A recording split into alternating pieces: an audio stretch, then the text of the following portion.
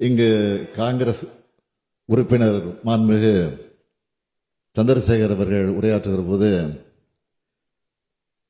சட்டமன்ற உறுப்பினருடைய தொகுதி மேம்பாட்டு நிதி உயர்வை பற்றி இங்கே ஒரு பேசியிருக்கிறார். அவர் மட்டுமல்ல, பல பேர் என்னிடத்தில் இதை எடுத்தும் சொல்லியிருக்கிறார்கள்.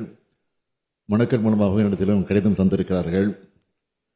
சட்டமன்ற தொகுதி மேம்பாட்டு நிதியை பொறுத்த வரைக்கும் நமது நாட்டில் தான் அதிக நிதியை ஒதுக்கீடு செய்கிறோம் என்பது குறிப்பிடத்தக்கது.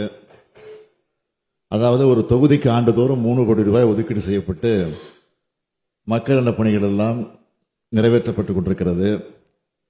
ஆனால் அதே நேரத்தில் ஜிஎஸ்டி வரி அறிமுகப்படுத்தப்பட்ட பின்பு இந்த தொகுதி மேம்பாட்டு நிதி மேற்கொள்ளப்படும் பணிகள் மீது விதிக்கப்படும் 18% வரி தொகையும் இந்த நிதியிலிருந்தே கட்டப்படுவதால் தொகுதி நிதியிலிருந்து மேற்கொள்ளப்படும் பணிகள் பாதிக்கப்படுவதாக பல சட்டமன்ற உறுப்பினர்கள் சுட்டிக்காட்டியிருக்கிறார்கள்.